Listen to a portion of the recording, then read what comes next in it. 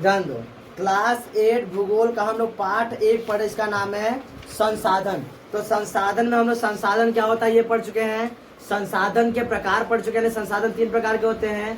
पहला क्या था, प्राकृतिक संसाधन, दूसरा मानव संसाधन और तीसरा मानव निर्मित संसाधन। ठीक है, ये हम लोग संसाधन के प्रकार भी पढ़ चुके हैं, संसाधन भी पढ़ चुके हैं। प्राकृतिक संसाधन 2 प्रकार के होते हैं, वो भी हम लोग पढ़ चुके हैं, नवीकरणीय संसाधन और अनवीकरणीय संसाधन। उसमें जो 2 बिंदु थे वो भी हम लोग पढ़ चुके हैं। अब हम लोग का जो नेक्स्ट टॉपिक है हमारा जो है वह है संसाधन का संरक्षण।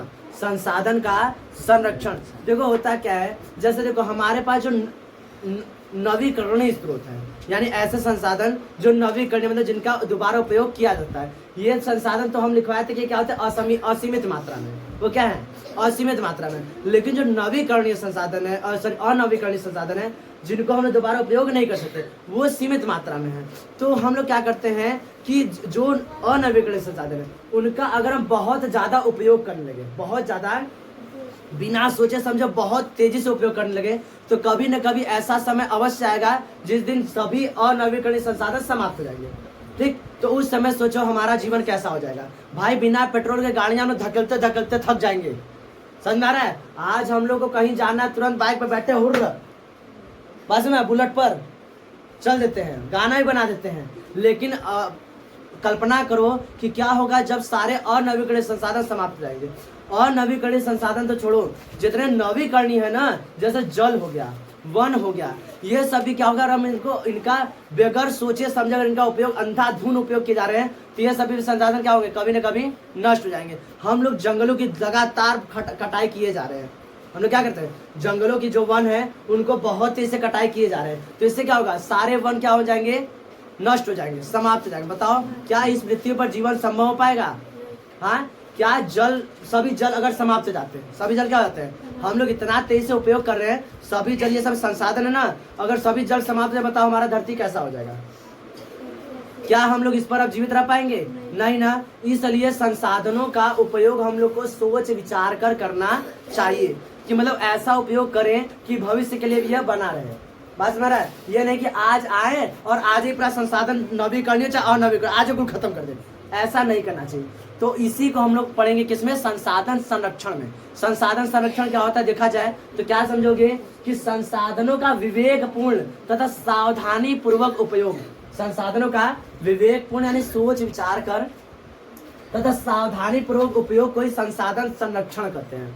बात समझ रहे हैं, जितने भी संसाधन है उनका उपयोग कैसे किया जाए, विवेकपूर्ण किया जाए, मतलब सोच विचार किया जाए, सावधानी पूर्वक किया जाए। तो इसे हम लोग क्या बोलते हैं, संसाधन संरक्षण। किसी को दिक्कत?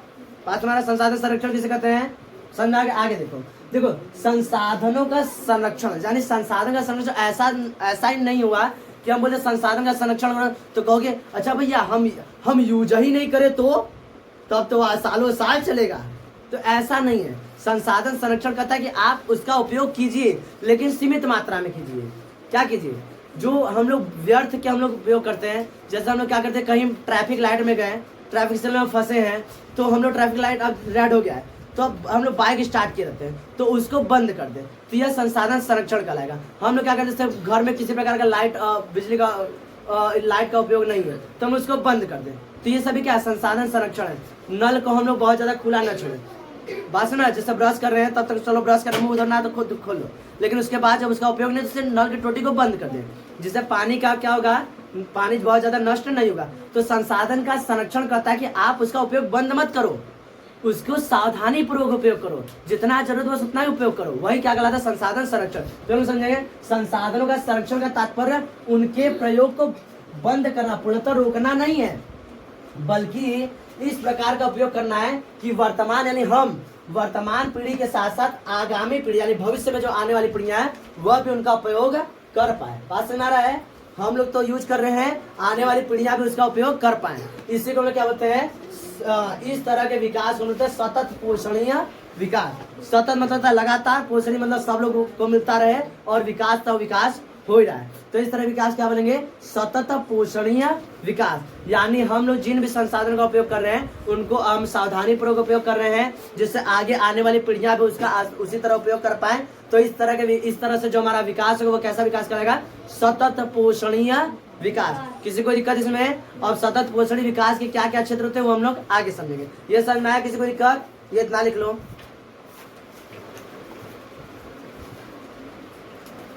चलो ध्यान दो, हमारा जो नेक्स्ट टॉपिक है सतत पोषणीय विकास के क्षेत्र, यानी जो हम लोग सतत पोषणीय पढ़े हैं उसके विकास में कौन कौन से क्षेत्र, उसके क्षेत्र में कौन कौन सी बिंदुएं आती हैं। तो देखो सतत पोषणीय विकास के क्षेत्र, देखो क्या होता है, सबसे पहला क्या होता है, पृथ्वी की जीवन शक्ति और विविधता का संरक्षण करना। पृथ्वी की जीवन शक्ति और विविधता का संरक्षण करना, यानी पृथ्वी पर देखो, पृथ्वी पर जो जो चीजें जरूरी है जो हमारे जीवन को आगे बढ़ा रही है, हवा, जल, जो हवा है, जल है, तो हम लोग हवा को बहुत ज्यादा प्रदूषित न करें, इससे उसकी जीवन शक्ति क्या होगी, आगे बढ़ती रहेगी। और इसमें जल को हम लोग बहुत ज्यादा बर्बाद न करें, इससे इसका जीवन शक्ति क्या होगा, लगातार आगे बढ़ता रहेगा और हम लोग का जीवन बना रहेगा। विविधता, विविधता का मतलब देखो, धरती हमारा जो अर्थ है, अर्थ पे कई प्रकार के जियोग्राफी यानी भौगोलिक क्षेत्र पाए जाते हैं, यानी कहीं पर पहाड़ है, तो कहीं पर नदी है, तो कहीं पर क्या है, पूरा एकदम प्लेन है यानी क्या समतल है, तो कहीं पर पठार है, तो कहीं पर समुद्र का किनारा है, तो कहीं पर समुद्र है। इस तरह से क्या है, हमारी धरती पर अलग अलग क्या है, विविधताएं हैं, यानी अलग अलग क्या है, विभिन्न विभिन्न प्रकार है। जिससे क्या होता है, वहाँ पर वनस्पतियाँ अलग पाई जाती हैं, जैसे समुद्र के किनारे पाए जाने वाली वनस्पतियाँ हम लोग के क्षेत्र में नहीं पाए जाएंगे, हम लोग के क्षेत्र में पाए जाने वाली वनस्पतियाँ वहाँ पर नहीं पाए जाएंगे। तो ये सब हमारे पास क्या है, विभिन्नताएं हैं, यानी विविधताएं। तो इस विविधताओं का भी हमें क्या करना चाहिए, संरक्षण करना चाहिए। एक और बात, प्राकृतिक संसाधनों के ह्रास को न्यूनतम करना। प्राकृतिक संसाधन जो भी हम लोग पढ़ के आए, प्राकृतिक संसाधन क्या होते हैं, जो प्रकृति द्वारा हमें उपहार के रूप में दिए गए हैं, तो इन संसाधनों का सही से उपयोग करना चाहिए। होता क्या है, जैसे हम लोग देखते हैं तो जल क्या है, प्राकृतिक संसाधन है, वन क्या है, प्राकृतिक संसाधन है। तो जल अगर कोई लिया के ढेर सारा जल खूब बर्बाद करेगा तो वो क्या है, एक तरह से प्राकृतिक संसाधन है। तो उस पर किसी का ऐसा तो नहीं है कि किसी एक व्यक्ति का बस उस पर अधिकार है, तो कोई भी इंडिविजुअल व्यक्ति उसको बर्बाद न करे, चाहे कोई भी करेगा, नुकसान किसका होगा, प्रकृति का। किसका नुकसान होगा, प्रकृति का। और वह प्रकृति का नुकसान करेगा तो उसमें सबका नुकसान है। इसलिए हमें जो प्राकृतिक संसाधन है उनके ह्रास को न्यूनतम यानी कम से कम करना चाहिए। वन की कटाई करे लेकिन कम से कम करे, जल को बर्बाद करे लेकिन कम से कम करे, बात समझ रहा है। और जो हम लोग क्या कर रहे हैं, और भी जो प्राकृतिक संसाधन है, जैसे वन हो गया, मिट्टी हो गया, जो मिट्टी हो गए उनको भी हम लोग कम से कम बर्बाद करें। मतलब मिट्टी हम लोग क्या करते हैं, प्लास्टिक उठा कहीं फेंक देते हैं, जिससे मिट्टी वहाँ की मृदा क्या होती है, प्रदूषित हो जाती है। तो ये सभी हम लोग क्या करें, कम से कम इनको बर्बाद करें। इससे क्या होगा, हमारा संसाधन और आगे तक चलता रहेगा। बात समझ रहा है। पर्यावरण के प्रति व्यक्तिगत व्यवहार में परिवर्तन होता क्या है, पर्यावरण जो होता है इस पर किसी का रजिस्ट्रेशन नहीं है, किसी एक व्यक्ति का अधिकार नहीं है। तो लोग कैसे भी लोग लेकर आएंगे, कूड़ा जला देंगे, जिससे क्या होता है, हमारे पर्यावरण में जो वायु है वह प्रदूषित होती है। भाई आग जला दे तो वायु क्या होगी, प्रदूषित हो जाती है। तो कोई किसी को मना नहीं करता है, लेकिन हम लोग को यही व्यवहार में अपने क्या लाना होगा, परिवर्तन लाना होगा कि हम लोग अगर वायु को प्रदूषित करेंगे तो हम लोग वो उसका असर किस पर पड़ेगा, हमारे ऊपर ही पड़ेगा। इसलिए पर्यावरण के प्रति हम लोग क्या करना चाहिए, व्यक्तिगत हमारा जो व्यवहार है उसको परिवर्तित करना चाहिए। अगला क्या है, समुदाय को अपने पर्यावरण की देखभाल स्वयं करना चाहिए।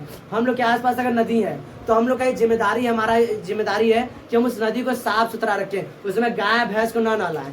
बात सुन रहे हैं, अपने घरों से निकलने वाला जो नाले का पानी उसमें न पहुंचा दें।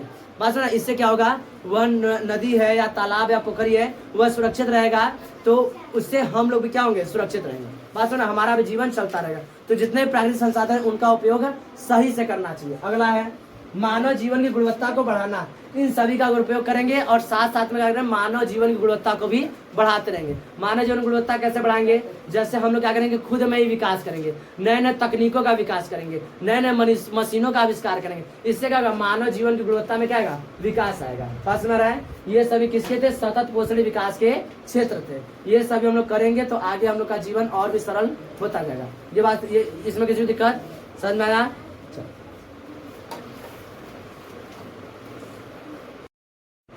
देखो ध्यान दो, ये लिखने के बाद एक लाइन तुम लोग लिख लेना, शिक्षा मंत्रालय की स्थापना 1985 में की गई थी। शिक्षा मंत्रालय की स्थापना कब की गई थी, 1985 में की गई थी। शिक्षा मंत्रालय की स्थापना क्यों की गई थी, तो क्या बताओगे, शिक्षा मंत्रालय की स्थापना लोगों में शिक्षा को आगे बढ़ाने, शिक्षा को बहुत ज्यादा फैलाने के लिए की गई थी। जिससे जो मानव होगा, शिक्षित होगा, तो मानव संसाधन में क्या होगा, बढ़ोतरी आएगी। इसलिए शिक्षा मंत्रालय की स्थापना की गई थी। कब की गई तो क्या बताओगे? 1985। कोई दिक्कत? ये लिख कर इसे क्या कर लोगे? हाईलाइट कर लोगे। बात समझ में आ रहा है?